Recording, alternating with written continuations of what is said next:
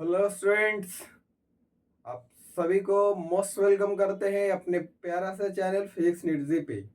हम लोग पढ़ रहे थे इलेक्ट्रोस्टैटिक्स, जिसके लास्ट लेक्चर में हम लोग पढ़ रहे थे इलेक्ट्रिक डाइपोल और इलेक्ट्रिक डाइपोल मोमेंट। तो आइए आज हम हेडिंग लगाते हैं, electric field due to a dipole at a point on the axial line. क्या हेडिंग लगाना है? Electric field due to a dipole at a point on the axial line. तो आइए समझते हैं इसका क्या मीनिंग है, कहाँ पे हमें इलेक्ट्रिक फील्ड फाइंड करना है। तो सबसे पहले हम एक इलेक्ट्रिक डाइपोल बनाते हैं। तो ये हमारे पास माइनस क्यू चार्ज है और ये प्लस क्यू चार्ज है, और इसके बीच का जो सेपरेशन है वो 2L है। ये इसका मिड पॉइंट है डाइपोल का, ठीक है। ये अगर मिड पॉइंट है तो ये डिस्टेंस L होगा और ये डिस्टेंस L होगा। हमें बोला है कि एक्सियल लाइन के किसी भी पॉइंट पे हमें क्या पता करना है, इलेक्ट्रिक फील्ड का वैल्यू।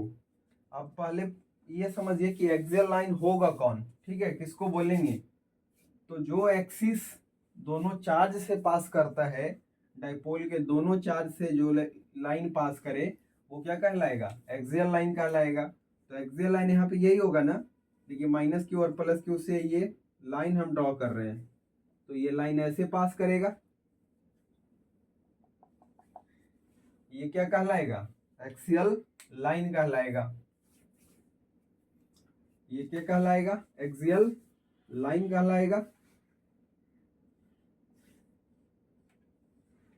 इसी एक्सियल लाइन पे एक पॉइंट लेना है और वहां पे इस डाइपोल के कारण इलेक्ट्रिक फील्ड फाइंड करना है। तो चलिए सपोज किया हमने ये पॉइंट P है, क्या है?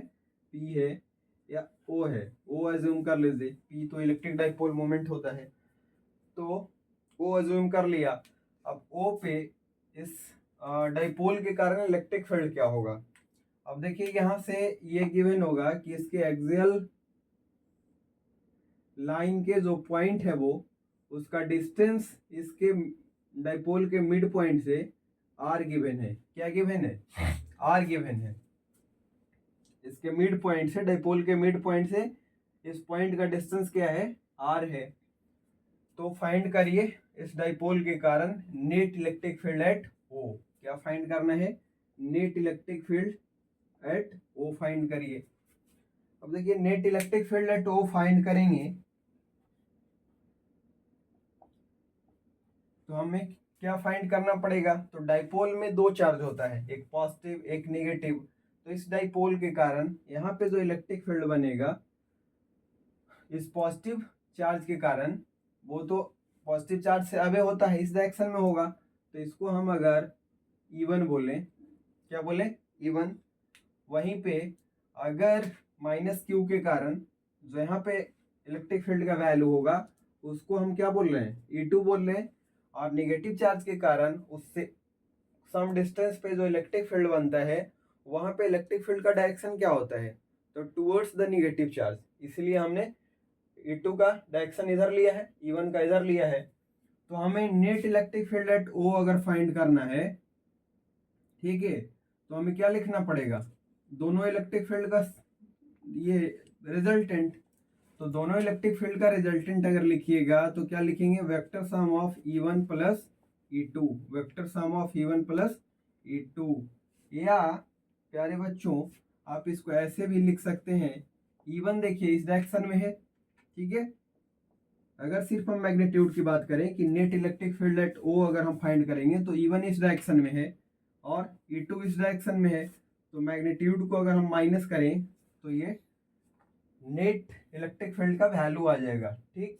तो हम अगर E2 माइनस E1 कर दें तो इस डाइपोल के कारण यहाँ पे नेट इलेक्ट्रिक फील्ड आ जाएगा E। अब ये दोनों का वैल्यू आप पुट कर लीजिए। तो E1 इलेक्ट्रिक फील्ड था किसके कारण? पॉजिटिव चार्ज के कारण। किसके कारण? पॉजिटिव चार्ज के कारण। अब इस प्लस क्यू के कारण यहाँ पे O पे इलेक्ट्रिक फील्ड का वैल्यू क्या होगा? तो होता है KQ/R²। तो K इंटू क्यू का वैल्यू क्या लेना है? प्लस क्यू अपॉन R², मतलब ये वाला डिस्टेंस।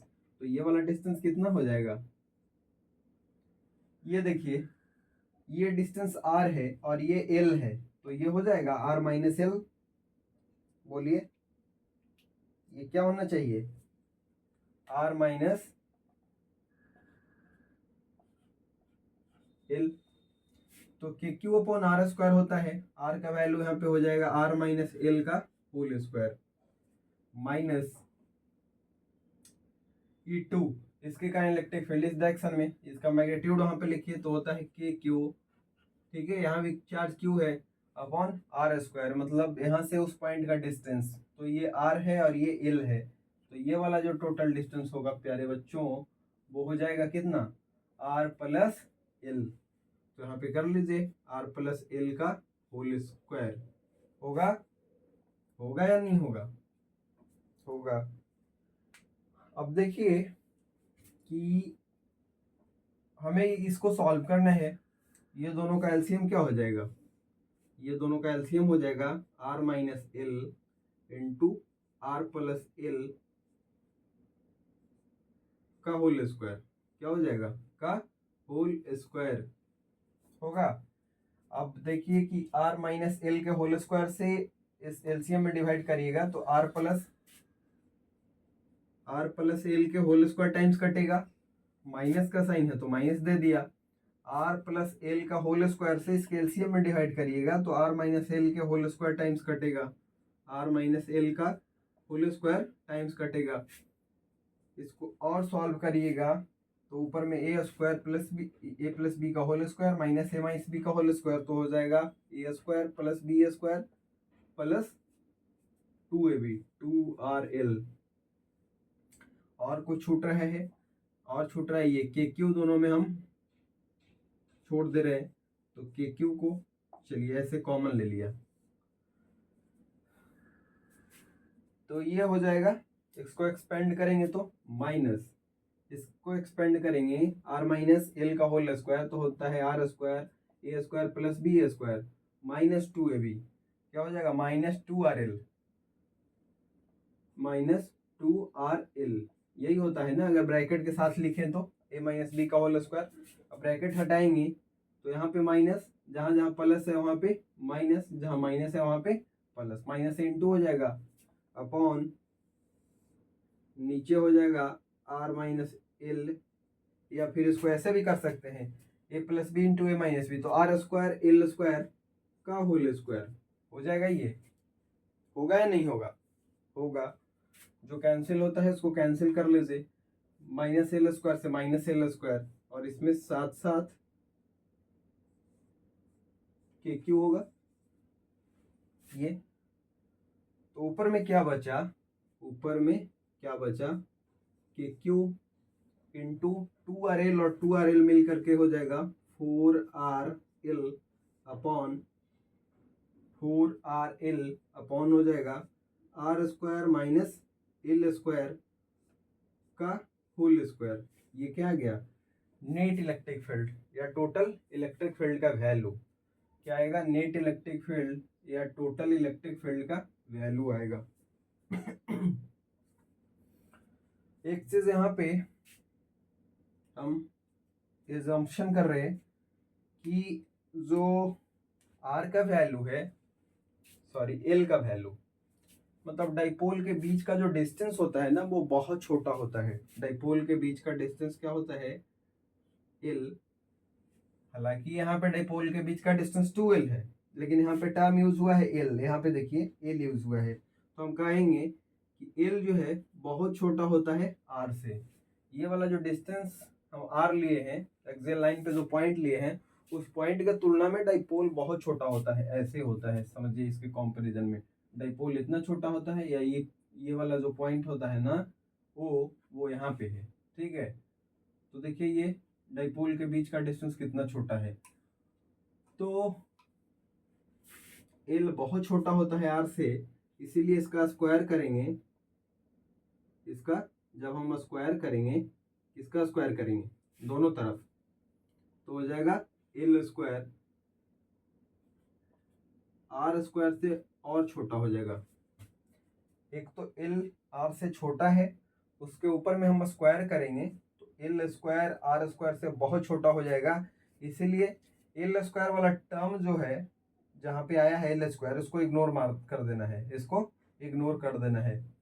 तो ये हो जाएगा E इज इक्वल टू, ऊपर में है Q इंटू, साथ में K भी है, K into Q into 4RL। तो यहाँ पे 4RL जो L है ना, उसको हम लोग ऐसे लिखते हैं Q into 2L into R, और 2 को आगे इंटू कर लेते हैं। नीचे आ जाइए, तो नीचे हो जाएगा आर स्क्वायर का पावर 4, चूंकि एल को इग्नोर करेंगे तो आर स्क्वायर का स्क्वायर करेंगे तो आर स्क्वायर का पावर 4 हो जाएगा। तो आर से ये कैंसिल करिएगा तो क्यू टाइम्स कटेगा, तो यहाँ पे हो जाएगा E is equal to 2K, देखिए Q इंटू 2L, कोई एक चार्ज इंटू दोनों के बीच का डिस्टेंस, इसको क्या बोलते हैं, इलेक्ट्रिक डाइपोल मूवमेंट, और इसको P से रिप्रेजेंट करते हैं। Q इंटू 2L मिल करके इलेक्ट्रिक डाइपोल मूवमेंट कहलाएगा, और नीचे हो जाएगा R का पावर 4, इससे कैंसिल करिएगा तो RQ टाइम्स कटेगा, तो नीचे हो जाएगा RQ। यहाँ पे देखिए नेट इलेक्ट्रिक फील्ड, इस डाइपोल के कारण O पे नेट इलेक्ट्रिक फील्ड का वैल्यू आया 2kp अपॉन RQ। क्या आया, 2kp अपॉन RQ। इसको जरा हम यहाँ पे मिटा करके ऊपर में लिख रहे हैं, ठीक है, आप पॉज करके वीडियो को नोट कर लीजिएगा।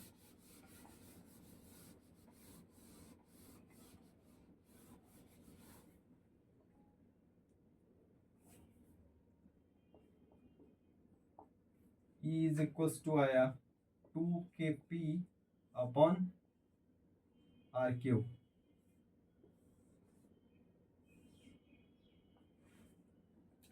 सबका मीनिंग समझिए। 2k का वैल्यू पता है आपको,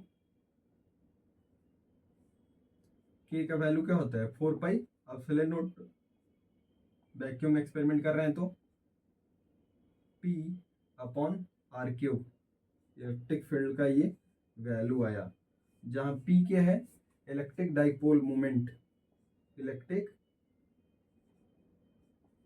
डाइपोल मोमेंट, p का वैल्यू क्या होता है, q इंटू 2L होता है।